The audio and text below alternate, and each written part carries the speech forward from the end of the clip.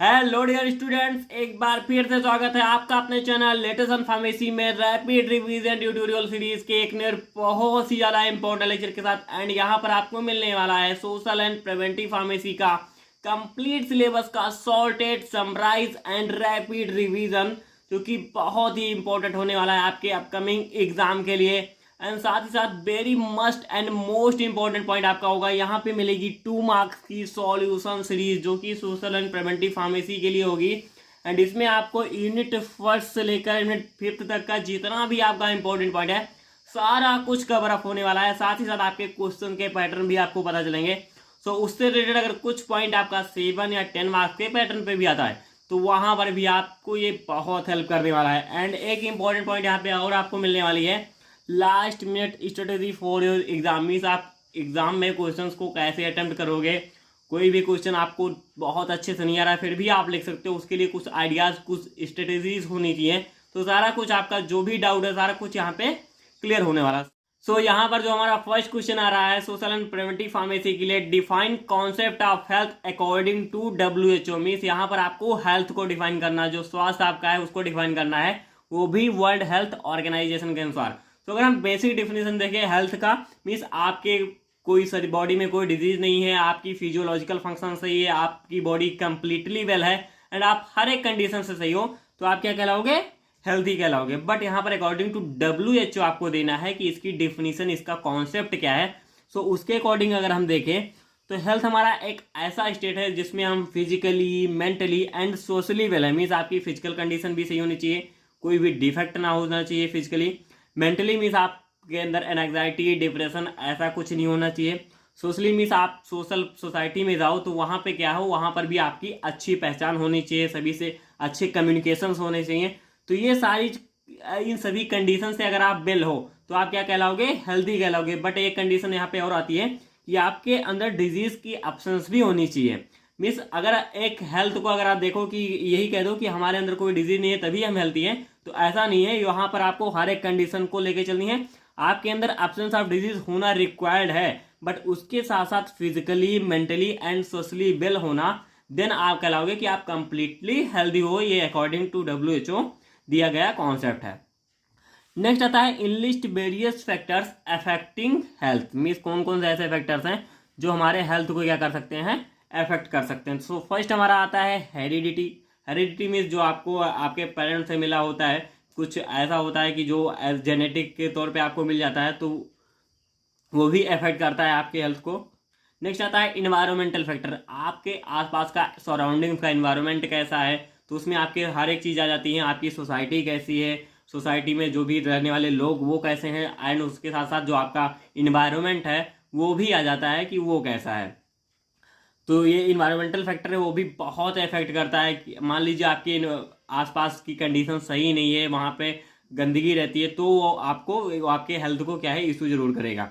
Next आता है socio economic factor. Means socio economic एक पॉइंट आता है, सोशल एंड इकोनॉमिक। मीन्स आप सोसाइटी में हो तो सोसाइटी में आपकी कंडीशन क्या है, आप पुअर हो या रिच हो या मीडियम क्लास के हो। मीन्स अगर आप समझ सकते हो कि आप पुअर हो तो आपकी कंडीशन क्या होगी, आप अच्छे से मीन्स जो भी आपकी नेसेसरी जो थिंग्स हैं उसको आप अच्छे से अफोर्ड नहीं कर पाओगे। आपकी जो कपड़े हो गए, मीन्स रहना खाना एंड वो होम, सारा कुछ आप अच्छे से अफोर्ड नहीं कर पाओगे। एंड आपकी उस सोसाइटी में कहीं जाओगे तो उतना ज़्यादा रिस्पेक्ट नहीं मिलेगा जितना एक रिच, इतना मीन्स जैसे एज अ कंडीशन जो करंट चल रहा है, मैं वही आपको बता रहा हूँ कि ये सब इस समय है। एंड ये सारे कुछ इंक्लूड होते हैं आपके हेल्थ फैक्टर्स में। एक बंदा की इकोनॉमिक कंडीशन अगर सही नहीं है तो वो क्या करेगा, वो सोचता रहता है, उसके मिस माइंड मिस उसी को सोचता रहता है कि हाँ हमारे पास ये होता तो अच्छा होता, वो होता तो अच्छा होता। तो इससे ये सारा कुछ आपको डिप्रेशन में ले जाता है, आप क्या है अच्छे से वेल नहीं रह पाओगे। तो ये भी आपका एक फैक्टर है जो कि हेल्थ को अफेक्ट करता है। नेक्स्ट आता है पर्सनल फैक्टर। पर्सनल फैक्टर में आपकी डाइट कैसी है, आप सोते कैसे हो, एक्सरसाइज करते हो कि नहीं करते हो। यहाँ पे जैसे पर्सनल, आप सुबह कितनी जल्दी उठ जाते हो, आप भोजन समय से ले रहे हो नहीं ले रहे हो, नींद जितनी रिक्वायर्ड है उतना ले रहे हो कि नहीं ले रहे हो। तो ये सारे कुछ आपके जो फैक्टर्स हैं ये अफेक्ट करते हैं आपके हेल्थ को। नेक्स्ट क्वेश्चन हमारा आता है what do you mean by social and health education.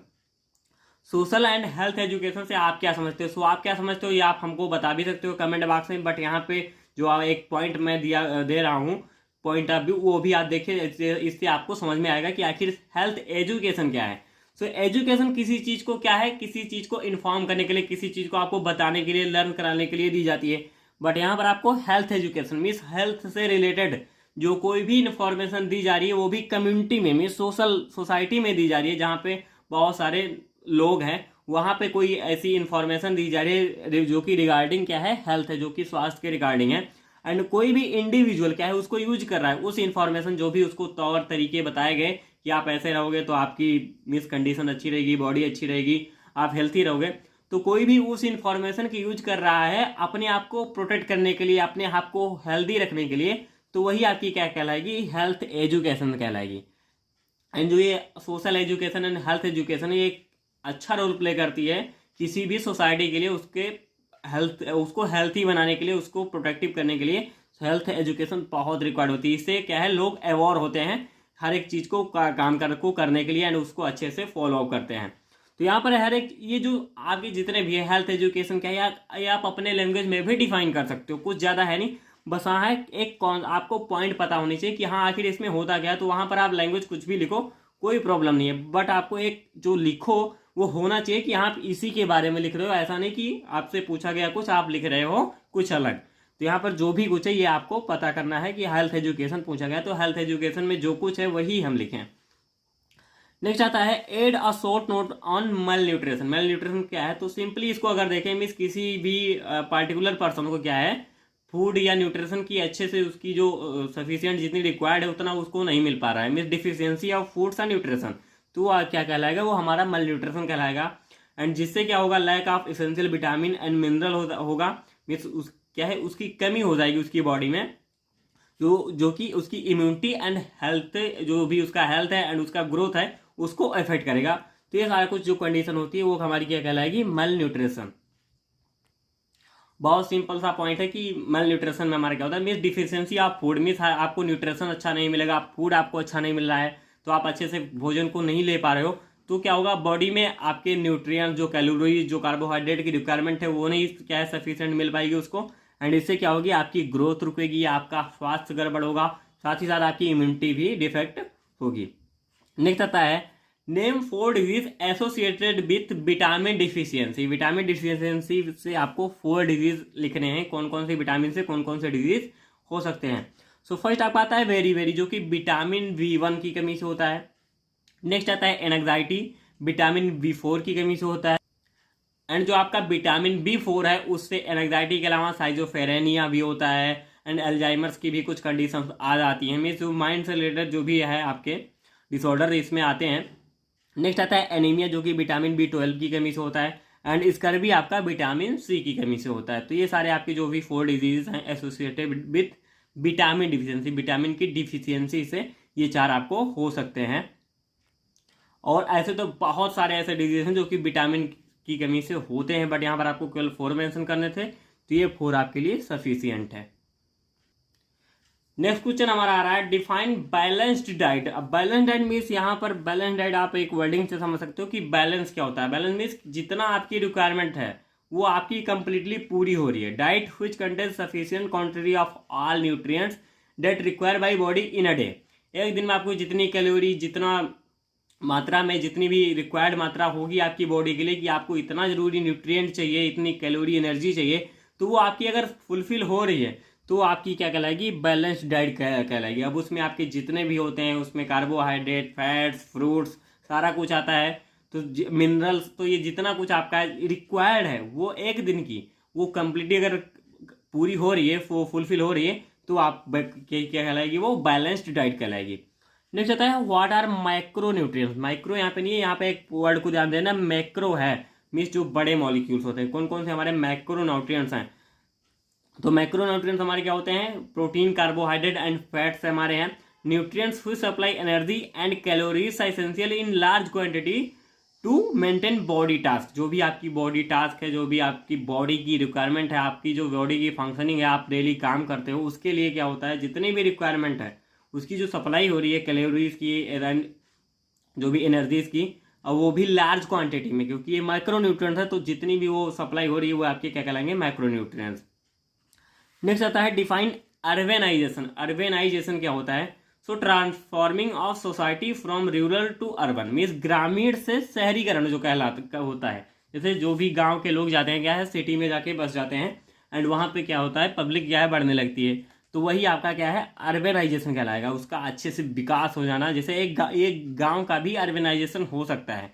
जो सोसाइटी है वो आपकी ट्रांसफॉर्म हो जा रही है और अच्छे बढ़िया स्टेट लेवल वो और अच्छे लेवल पे वो पहुंच रही है, वो वहाँ पे के लोग अच्छे से रहने लगे, उनका तौर तरीका रहने का अच्छा हो गया, बात करने का तरीका अच्छा हो गया, तो वो क्या होगा, आपका अर्बेनाइजेशन में आएगा। नेक्स्ट आता है define hygiene with its types. Hygiene means क्या होता है, इसको अगर हम एक पॉइंट में देखें तो गुडनेस ऑफ हेल्थ, मीन्स जो आपका हेल्थ है वो कितना अच्छा है, वही आपका हाइजीन कहलाएगा। आप अच्छे से क्लीन रहते हो, साफ सफाई एंड आपकी जो हेल्थ है, तो ये सारा कुछ कंबाइंडली अगर हम देखें तो हमारा हाइजीन कहलाएगा। Conditions practices that are used to maintain health and prevent spread of disease, means जो हाइजीन में आता है, जो भी कंडीशंस, जो भी एक्ट एंड जो भी प्रैक्टिसेस आपके द्वारा की जा रही हो, किसकी चीज़ के लिए, गुड हेल्थ को मेंटेन करने के लिए, तो एंड जो हमारा डिजीज है उसको स्प्रेड होने से रोकने के लिए, तो ये सारा कुछ आपका हाइजीन में आएगा। उसके लिए आप डेली हाथ धो रहे हो कि नहीं धो रहे हो, आप अच्छे से डिसइंफेक्टेंट कर रहे हो कि नहीं कर रहे हो, आपका भोजन कैसा है, आप डेली समय से उठ रहे हो, एक्सरसाइज कर रहे हो, तो ये सारा कुछ इंक्लूड होता है आपके हाइजीन में प्रोसेस में। एंड आता है आपका जो टाइप्स ऑफ हाइजीन हमारे कौन कौन से, उसमें आपका इंडस्ट्रियल हाइजीन होता है, कम्युनिटी हाइजीन होता है, एंड पर्सनल हाइजीन होता है। नेक्स्ट आता है what do you mean by personal hygiene give its benefit. जो पर्सनल हाइजीन मीन्स आप खुद को क्लीन रख रहे हो कि नहीं, आप डेली नहा रहे हो, डेली समय से खा रहे हो, आप हाथ धो रहे हो कि नहीं धो रहे हो, मीन्स खुद की बॉडी का खुद का ख्याल रखना, यही आपका क्या है, पर्सनल हाइजीन। आप अपने लिए कितना अवेयर हो, आपका अपने हेल्थ के लिए कितना अवेयर हो, तो ये सारा कुछ आपका किस में आएगा, पर्सनल हाइजीन में। Keeping the body clean all those things which improve the health, means आप अपनी बॉडी को क्लीन रख रहे हो, एंड जो भी जितने भी थिंग्स हैं जो कि हेल्थ को इंप्रूव करने के लिए वो आप अपने पे कितना अप्लाई कर रहे हो, तो ये सारा कुछ आपकी क्या कहलाएगा, पर्सनल हाइजीन में आएगा। बेनिफिट्स क्या क्या है, improve health status, improve immune system and disease control, जो भी डिजीज हैं कंडीशन वो भी कंट्रोल होगी, एंड आपका इम्यून सिस्टम भी मजबूत होगा। आप डेली समय से नहाओगे, डेली समय से अपनी डाइट लोगे, सफिशियंट डाइट लोगे, तो ये सारा कुछ आपकी क्या है, पर्सनल हाइजीन में आएगा, एंड ये सारे बेनिफिट्स होंगे कि आपका बॉडी अच्छी रहेगी, हेल्दी रहेगी। नेक्स्ट क्वेश्चन हमारा आता है explain the types of disease prevention. Disease को आप कैसे प्रिवेंट करोगे और उसके कौन कौन से टाइप्स हैं। डिजीज का प्रिवेंशन क्या कहलाता है, मीन्स किसी भी डिजीज का स्प्रेड को रोक देना उसका प्रिवेंशन कहलाएगा, मीन्स उसको कंट्रोल या प्रिवेंट करना। अब इसके टाइप्स में आता है प्रीमोर्डियल, जो कि आपका फर्स्ट स्टेप होता है प्रीमोर्डियल प्रिवेंशन, उसके बाद प्राइमरी प्रिवेंशन, फिर secondary prevention, and then tertiary prevention. तो ये हमारे क्या है, डिजीज प्रिवेंशन के टाइप्स हैं, एंड ये क्वेश्चन पूछे जाते हैं 7 मार्क्स में भी पूछे जाते हैं, तो इसके अंदर का जो कंटेंट है वो भी आप पढ़ लेना कि आखिर इसमें हम primary secondary and tertiary level पे क्या क्या अपडेशन होता है। मीन्स यहाँ पे प्राइमरी लेवल पे प्रिवेंशन की कौन कौन सी हमारी गाइडलाइंस हैं, सेकेंडरी पे कौन कौन से हमारे जो एक्ट्स हैं वो जो हमको करने रहते हैं, टर्सरी पे क्या लेवल है, तो ये क्या है, हर एक लेवल का अलग अलग वहाँ पे पॉइंट है, तो ये पढ़ लेना आप क्योंकि इंपॉर्टेंट है। एंड प्रिवेंशन एंड कंट्रोल, या आप अगर पढ़े रहोगे तो इससे आपको जितने भी प्रिवेंशन एंड कंट्रोल पूछे जाएंगे तो वहाँ पर ये आपका हेल्प करेगा। मीन्स हर एक डिजीज आपको पता ही है कि आपकी जो प्रिवेंटिव मेडिसिन है वहाँ पे आपने देखोगे बहुत सारे तमाम सारे डिजीज है, सार्स है, मलेरिया है, चिकनगुनिया है, और कॉलेरा है, उसके बाद इबोला है, तो ये सारा कुछ वहाँ पे आपको हर एक में प्रिवेंशन एंड कंट्रोल देना रहेगा। तो आप प्रिवेंशन के अकॉर्डिंग वहाँ पे लिख पाओगे कि प्रिवेंशन एंड कंट्रोल हमारा कैसे कैसे हम कर सकते हैं। तो आपके जो बेसिक एंड कॉमन पॉइंट्स हैं वहाँ पर आप इंक्लूड कर पाओगे, तो ये आपको बहुत हेल्प करेगा एग्जाम के लिए। एंड उससे क्वेश्चन पूछे जाएंगे, किसी ना किसी 1 या 2 डिजीज आपको मिलने उसका प्रिवेंशन, उसके कॉजेटिव एजेंट, उसका जो भी प्रिंसिपल होगा, उसकी डायग्नोसिस कैसे करोगे, उसके सिम्पटम क्या है, तो ये इंपॉर्टेंट है आपके लिए बहुत ज़्यादा। तो इसको आप जरूर देख लेना कि प्रिवेंशन हम कैसे करेंगे, एंड प्रिवेंशन एंड कंट्रोल्स के हमारे जो कॉमन पॉइंट है उनको भी आप माइंड में रख लेना। नेक्स्ट हमारा आता है name the causative agent of cholera and dengue. Cholera and dengue का क्या हमको करना है, उसका कॉजेटिव एजेंट मीन्स कौन सा एजेंट है जो कोलेरा एंड डेंगू काज करते हैं। सो हमारा कोलेरा के लिए हमारा होता है विब्रियो कोलेरी होता है जो कि इस कोलेरा को काज करता है, एंड डेंगू का हमारा होता है फ्लेवी वायरस। एंड जो फ्लेवी वायरस है ये क्या होता है, एडिस जो मॉस्किटोज हैं वो क्या करते हैं, इसके कॉन्टैक्ट जीएस का काम करते हैं, मीन्स इसको संक्रमण का काम करते हैं। जो हमारे एडिस मीन्स एक जो भी मान लीजिए किसी कोई डेंगू से इन्फेक्टेड पर्सन है, तो उसको अगर ये बाइट करेंगे एंड नेक्स्ट पर्सन को जाके करेंगे, तो वो क्या है, एक पर्सन से दूसरे पर्सन में स्प्रेड होता चला जाएगा। तो ये हमारे क्या होते हैं, डेंगू के कार्टिव एजेंट, और वो कैसे उसकी कॉन्टेजिनियस कैसे होती है, तो ये सारा, ये आपका पॉइंट सारा कुछ हो जाता है। नेक्स्ट आता है give any 2 measures to prevent from malaria. First आपका मीन्स यहाँ पर फर्स्ट क्या, मेनली आपको एक ध्यान देना है, प्रोटेक्शन अगेंस्ट मॉस्किटो, आपको मॉस्किटो से बच के रहना है एंड आपको वो मेजर्स लेने हैं जिससे आप मॉस्किटो से बच सको। मतलब कि उन कुछ ऐसे ही मेडिसिन या ऐसे ही कुछ ड्रग्स या कुछ ऐसे ही, जैसे यहाँ पे लिखा हुआ है residual spraying of malathion. Malathion को आप स्प्रेड करोगे तो जो भी एडल्ट मॉस्किटोज हैं जो कि मलेरिया को क्या है स्प्रेड कराने का काम कर रहे हैं, तो उनसे आपको निजात मिलेगी। तो मॉस्किटोज के जो भी कंट्रोल मेजर्स है उसको आपको अप्लाई करना है। And protection against mosquito bite means आप ऐसा ध्यान रखें कि आपको कोई भी मच्छर काटे ना, आप उसके लिए जो भी रिक्वायर्ड है, जो भी मेजर्स हैं आप उसको ले सकते हैं। नेक्स्ट आता है how will you diagnose chikungunya. Chikungunya को आप कैसे डायग्नोज करोगे। तो आपका जो फर्स्ट आता है ब्लड टेस्ट आप करवाओगे, जो CBC होती है, कंप्लीट ब्लड काउंट टेस्ट कराओगे। नेक्स्ट आएगा आपका test based on serological and polymerase chain reaction, आपका जो होता है उसको टेस्टिंग होती है। तो ये इससे आप डायग्नोज कर सकते हो कि आपको चिकनगुनिया है या नहीं है। नेक्स्ट हमारा आता है mention few drugs to control Ebola virus infection. तो जो हमारा इबोला वायरस का इन्फेक्शन है उसमें हमारा क्या होता है, मोनोक्लोनल एंटीबॉडीज हम यूज कर सकते हैं, IV फ्लूइड्स हमारे होती है, एंड ऑक्सीजन थेरेपी जो हम देते हैं, ये तीनों क्या होते हैं हम यूज करते हैं। इसके लिए कोई स्पेसिफिक ड्रग अभी मेडिसिन दी नहीं गई, तो मोनोक्लोनल एंटीबॉडीज में जो भी हमारी ड्रग एंटीबॉडीज आती हैं वो हर एक आप यहाँ पे लिख सकते हो, मेंशन कर सकते हो। एंड इसके लिए एक पॉइंट ये जरूर ध्यान रखना है कि आपको कोई ड्रग स्पेसिफिक नहीं लिखना है कि हमारी ड्रग इबोला को ट्रीट करती है, क्योंकि कोई स्पेसिफिक ड्रग इसकी भी बनी नहीं है। नेक्स्ट आता है E mention the causative agent of SARS the incubation period of time. जो इसका इंक्यूबेशन पीरियड है वो आपको मेंशन करना है, इसका कॉजेटिव एजेंट क्या है। सो आपने जो भी अभी तक देखा है कोरोना वायरस का कहर, तो यहाँ पे कोरोना वायरस जो हमारा होता है वही इसका कॉजेटिव एजेंट है।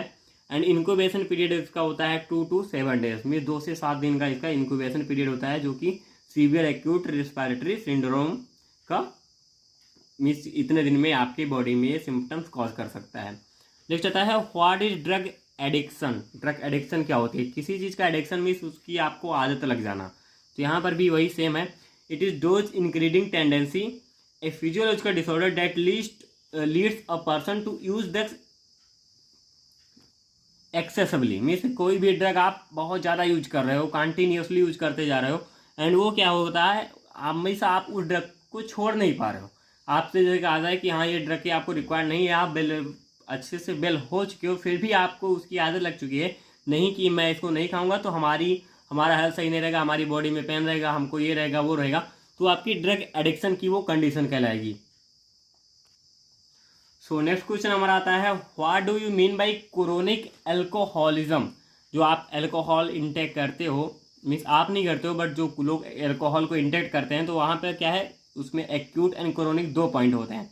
तो हमारा जो क्रोनिक एल्कोहलिज्म होता है वो क्या होता है, वो एक ऐसी कंडीशन होती है जिसमें टॉलरेंस एंड फिजियोलॉजिकल डिपेंडेंसी हो जाती है। मीन्स आप उसको अगर नहीं लोगे तो फिर आपको लगेगा कि आप हमारी बॉडी अच्छे से नहीं वर्क कर पा रही है, हमारा मीन्स कंडीशन ठीक नहीं है, और साथ ही साथ उसकी फिजिकल डिपेंडेंसी भी हो जाती है। मीन्स आप उसको अगर नहीं लोगे तो आप कुछ कर ही नहीं पाओगे, तो वही आपकी क्या कहलाएगी, क्रोनिक एल्कोहलिज्म की कंडीशन हो कहलाएगी। सो नेक्स्ट हमारा क्वेश्चन आता है add a note on control and prevention of SARS. जो आपके सीवियर एक्यूट रिस्पायरेटरी सिंड्रोम है उसके क्या है कंट्रोल एंड प्रिवेंशन आप कैसे करोगे। सो फर्स्ट हम क्या करेंगे, identification of people with SARS, जो कि सार्स से इन्फेक्टेड है उसको हम आइडेंटिफाई करेंगे। आइसोलेशन ऑफ पेशेंट मीन्स उसको क्राउडिंग से जो भी है मीन्स उनको हम आइसोलेट कर देंगे, एक उनके स्पेसिफिक जगह पे उनको फिक्स करेंगे कि हाँ आप पब्लिक से नहीं मिलेंगे, आप एक ही जगह पे रहेंगे, आप वहीं पे रहेंगे, उनके एक मीन्स रूम अलॉट कर देंगे, जैसे आप कोविड में होता था। मीन्स उनको उनकी फैमिली से, उनको सोसाइटी से अलग रखा जाएगा, जिससे कि क्या होगा हमारा जो डिजीज़ है वो स्प्रेड ना हो। नेक्स्ट आएगा स्क्रीनिंग, मीन्स उनकी जांच की जाएगी कि हाँ किस कंडीशन पे है वो। फिर आएगा उसका ट्रीटमेंट, उसमें आप एंटीबायोटिक्स यूज़ कर सकते हो, एमॉक्सिसिलिन, एम्पिसिलिन, जो भी एंटीबायोटिक्स है जो ब्रॉड स्पेक्ट्रम में आती हैं वो सारी एंटीबायोटिक्स यहाँ पे आप यूज कर सकते हो। फिर आएगा एंटीवायरल एजेंट्स आप यूज कर सकते हो, रिवाबेरिन है, लोपिनाविर है, इंडिनाविर है, तो ये सारे कुछ आपका यहाँ पर उसके प्रिवेंशन एंड कंट्रोल में हेल्प करेंगे। नेक्स्ट आएगा define hypertension and it's symptoms, जो कि क्वेश्चन आपके सेल्फ असेसमेंट के लिए है। आपने हाइपरटेंशन आप फर्स्ट सेमेस्टर से आई थिंक कि पढ़ते चले आ रहे हो, हाइपरटेंशन क्या है, उसमें बीपी हाई लो ये सारा कुछ आप बहुत कॉमन सा पॉइंट है। तो इसके सिम्टम्स आप क्या होंगे, मीन्स आप कैसे पहचान पाओगे कि इनको हाइपरटेंशन है एंड हाइपरटेंशन क्या है, ये 2 पॉइंट आपको यहाँ पे हमको कमेंट बॉक्स में देना रहेगा, मैं आपके रिप्लाई एंड आप ये पॉइंट आप देखो वेट करूँगा। नेक्स्ट आएगा mention the symptoms of pneumonia, pneumonia के सिम्टम्स हमारे कौन कौन से हैं। तो यहाँ पे हमारी कफिंग होती है जो कि म्यूकस के साथ आ रही हो, फीवर है, शॉर्टनेस ऑफ ब्रीथ है, तो ये सारा कुछ हमारा अगर न्यूमोनिया की कंडीशन में आप हो तो ये सारा कुछ आपकी सिम्टम आपको शो हो सकते हैं। सो नेक्स्ट हमारा आता है what was the purpose of national health programme. So national health programme means किसी भी एक प्रोग्राम को चलाने की क्या ऑब्जेक्टिव, क्या पर्पस होता है। जो भी हमारे हेल्थ प्रोग्राम जैसे उसमें बहुत सारे टोबैको के लिए, ट्यूबरकुलोसिस के लिए एंड साथ ही साथ जो भी फिजिकल होती है उसमें मलेरिया के लिए एंड तो मीन्स बहुत सारे प्रोग्राम चलाए गए हैं। तो इन प्रोग्राम को चलाने का पर्पस क्या होता है। सो यहाँ पे फर्स्ट आपका आता है कम्युनिकेबल डिजीज इरेडिकेशन, मीन्स जो भी कम्युनिकेशन डिजीज है उनका इरेडिकेशन, उनको क्या है ख़त्म करना, उनका जो भी इलाज है, जो भी ट्रीटमेंट है उसको ढूंढने के लिए। Control of population and improving health, जो पॉपुलेशन बढ़ती जा रही है उसको भी क्या है कंट्रोल करना एंड जो जिससे क्या है हेल्थ इम्प्रूव हो सके। तो ये सारा ये भी आपका एक इम्पॉर्टेंट ऑब्जेक्टिव आता है नेशनल हेल्थ प्रोग्राम के लिए। Rising the standards of nutrition, means आप स्टैंडर्ड बढ़ाओ, जो न्यूट्रिशन है आपकी उसकी आप स्टैंडर्ड्स को बढ़ा रहे हो। Improvement of environmental sanitation, environmental को जो सैनिटाइजेशन है वो भी आप बढ़ाओ, मीन्स इन्वायरमेंट की जो क्लीननेस है वो बढ़ेगी तो आप क्या है हेल्दी रहोगे, आपका आसपास का इन्वायरमेंट सही रहेगा, सोसाइटी सही रहेगी, तो आप क्या है आपको कोई भी डिजीज़ या स्प्रेड होने का उतना चांस नहीं रहेगा। आप क्लीन वाटर यूज कर रहे हो, आप अच्छे से हाथ धो रहे हो, हाथ धो के खाना खा रहे हो, प्रॉपर बाथिंग कर रहे हो डेली, तो ये सारा कुछ environment sanitation and self hygiene में जितने भी कुछ आती है तो ये सारा कुछ आपको हेल्प करेगा। नेक्स्ट आता है what are the objectives of HIV AIDS control programme. तो इसका मेन ऑब्जेक्टिव क्या होता है, भी जो भी HIV की कंडीशन या जो एड्स है वो जो बढ़ रहा था उसके स्प्रेड को प्रिवेंट करना, साथ ही साथ प्रिवेंशन ऑफ HIV ट्रांसमिशन, जो उसका ट्रांसमिशन बढ़ रहा था उसको प्रिवेंट करना, reduction of sexually transmitted disease, यहाँ पे आपको कर देना है STD, जो सेक्सुअली ट्रांसमिटेड डिजीज हैं उनको क्या है उनका रिडक्शन करना। नेक्स्ट आएगा training of health staff, means training of health staff का मतलब क्या है, जो भी हेल्थ स्टाफ हैं जो कि क्या है इस पे वर्क कर रहे हैं उनको ट्रेन करना एंड नए नए क्या है स्टाफ को जनरेट करना, जिससे कि आप जैसे आपको पता है कि आप हॉस्पिटल में क्यों जाते हो ट्रेनिंग करने के लिए, तो वहाँ पर आपको एक स्पेसिफिकली अगर आपको दिया जाए कि हाँ आप केवल सेक्सुअली ट्रांसमिटेड डिजीज़ के लिए आपको क्या है ट्रेन किया जाए, तो वहाँ पर भी एक नए नए स्टाफ को जनरेट करना है, उनको बनाना, उनको प्रिपेयर करना जिससे कि वो इसको हैंडल कर सकें। नेक्स्ट आएगा स्टूडिंग बिहेवियर ऑफ रिसर्च, जो इसके बिहेवियर है क्या क्या इफेक्ट आ रहे हैं एंड उस पर रिसर्च करना, उसको उसकी स्टडी करना, तो ये सारा कुछ आपका आएगा जो HIV and AIDS control programme है उसके ऑब्जेक्टिव में। नेक्स्ट क्वेश्चन आता है write any 2 aims of NTCP, जो नेशनल टोबैको कंट्रोल प्रोग्राम है, तो वहाँ पर इसका मिस इसका क्या एम है, NTCP जो प्रोग्राम है उसको लॉन्च करने का, उसको चलाने का क्या एम है। This programme mainly aim to prohibiting use of smoking products, जैसे आपने बताया कि जो टोबैको यूज कर रहे हैं तो उसको प्रोहिबिटेड करना, मेनली एम क्या है उसका कि उसको प्रोटेक्ट करना जिससे कि वो उसको पब्लिक एरिया में यूज ना किया जाए, क्योंकि जो उसको देखने से अदर लोग भी सीखेंगे और इससे क्या है स्प्रेड होता चला जाएगा, जो भी टोबैको से यूजर जो है वो बढ़ते चले जाएंगे एंड उससे रिलेटेड डिजीज़ उनके क्या है बॉडी में वो होते रहेंगे एंड इससे क्या है पेशेंट की जो भी डिजीज़ कंडीशन वो बढ़ती रहेगी और पेशेंट भी बढ़ते रहेंगे। तो उसका प्रोहिबिशन करना कि जो कम से कम लोग इसको यूज करें एंड अगर जिसको भी जो भी यूज कर रहे हो वो क्या है पब्लिक एरिया में उसका यूज ना करें।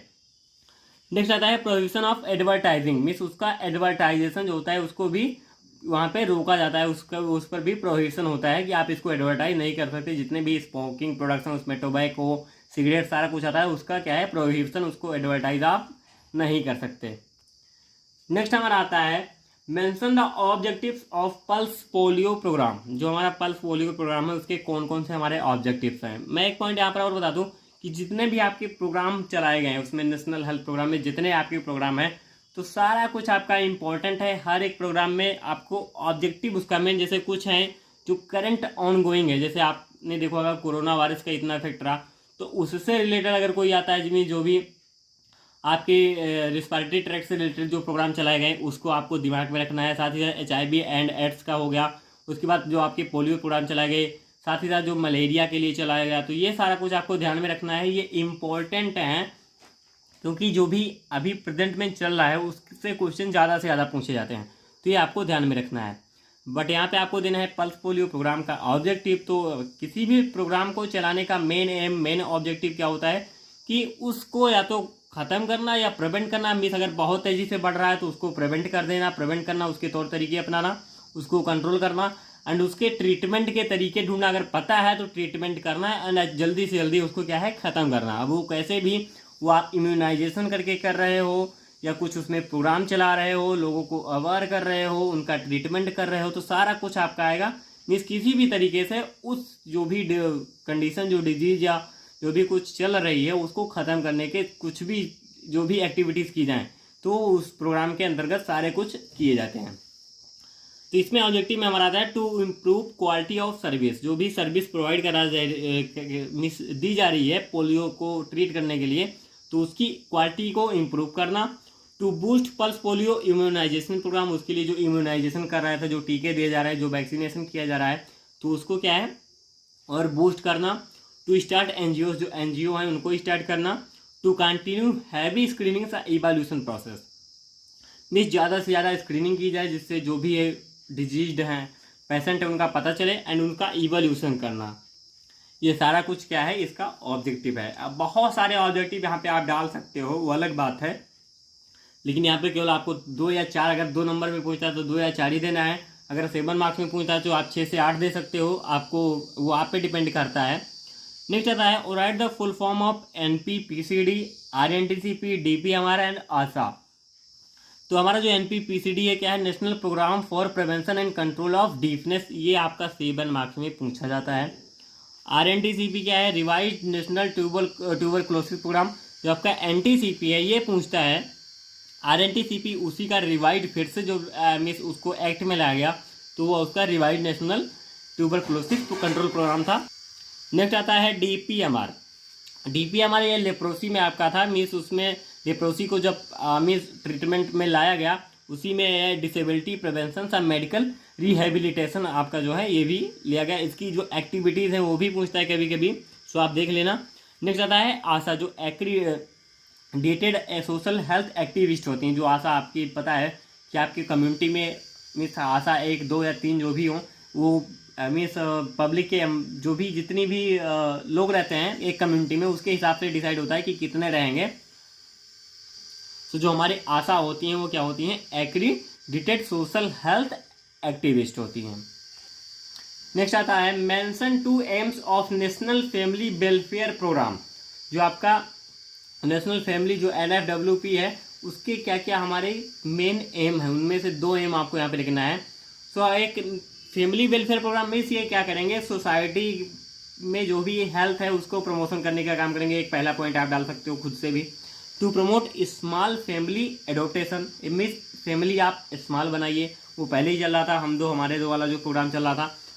एंड नेक्स्ट आएगा to provide all eligible couples with a sufficient supply of contraceptive, means जो भी कॉन्ट्रासेप्टिव है उसका आप यूज करते हुए आप अपनी जो भी कपल्स हैं उनको ये प्रोवाइड करना, ये भी इस प्रोग्राम का काम था। मीन्स एक स्मॉल फैमिली को अडॉप्ट करना जिससे कि जो हमारी जो मीन्स पॉपुलेशन बढ़ रही थी ज़्यादा से ज़्यादा उसको अडॉप्ट करने के लिए, उसको कंट्रोल करने के लिए ये प्रोग्राम हमारा क्या है चलाया गया था।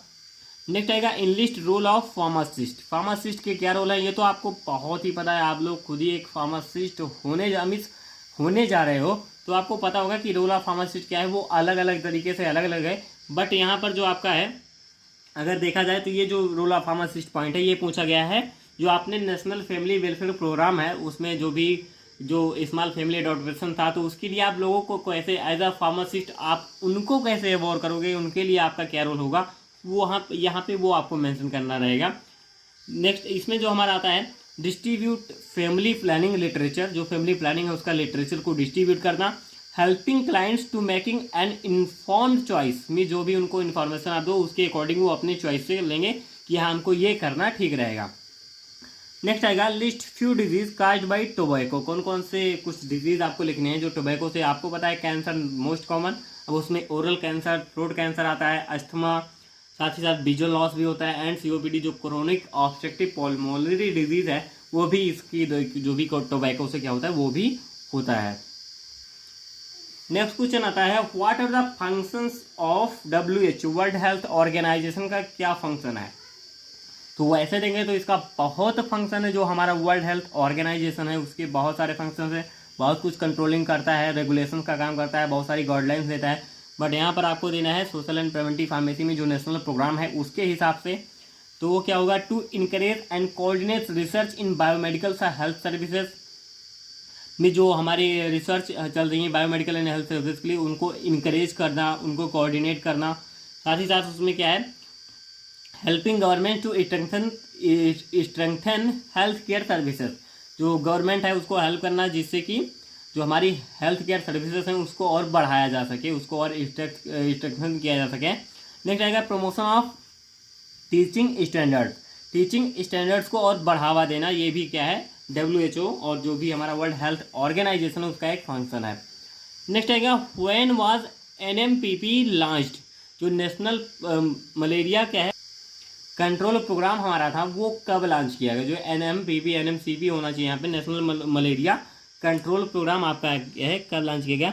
मे बी आपको थोड़ा आज लग रहा होगा कि राइटिंग बहुत अच्छी नहीं है क्योंकि बहुत फास्टली इसको प्रिपेयर किया है, एग्जाम आपका होने ही वाला है, ऑन द वे है, तो इसीलिए बहुत फास्टली प्रिपेयर किए हैं, तो इसलिए थोड़ी इतना अच्छा वहाँ पे प्रेजेंटेशन नहीं दे पाए हैं। बट यहाँ पर क्वेश्चंस आपके लिए इंपॉर्टेंट है, जो एक्सप्लेनेशन है वो आपको हेल्प करेगा, तो वो आप उस पर केयर कर लीजिए कि आप एक्सप्लेनेशन क्या आ रहा है वो आपके लिए बहुत ज़्यादा इंपॉर्टेंट है। तो हमारा जो नेशनल मलेरिया कंट्रोल प्रोग्राम है अगर इसको हम देखें तो इसका एम क्या था, जो हमारे मलेरिया फीवर था, एक समय में मलेरिया बहुत ज़्यादा चल रहा था, मीन्स एक सोसाइटी एक कम्युनिटी के लिए मीन्स वो स्प्रेडिंग ओवर क्राउडिंग था, मीन्स हर एक जगह पे कहीं पे बचा ही नहीं था कि जहाँ पे ना हो। तो क्या होगा, जो हमारा नेशनल मलेरिया कंट्रोल प्रोग्राम उसी को क्या है, उसी के लिए इम्यूनाइजेशन, उसके लिए जो भी प्रोसीजर थे सारा कुछ लोगों को बताने के लिए, उनको इन्फॉर्म करने के लिए तो ये लॉन्च किया गया था। एंड इसको हम क्या है कब लॉन्च किया गया था 1953 में। नेक्स्ट आता है mention the functions of community health centre.